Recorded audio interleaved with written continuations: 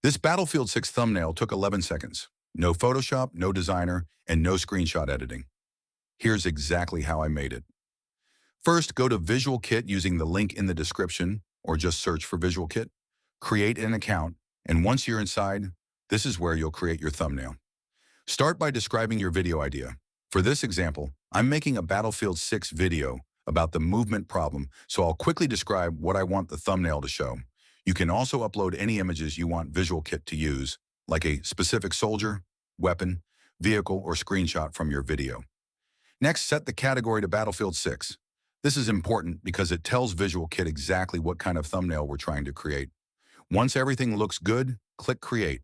VisualKit doesn't just generate a random image, it researches thumbnails that are already working on YouTube, studies what makes people click, and uses that information to plan your thumbnail before generating it. It takes around 20 to 30 seconds, so I'll speed this part up. And here are the results. We got two completely different Battlefield 6 thumbnails from the exact same video idea. And if there's anything you don't like, you don't need to start over. Just open the thumbnail, describe what you want changed, and VisualKit will edit it for you. And that's it. You can create high-quality Battlefield 6 thumbnails without spending hours in Photoshop or paying a designer every time you upload.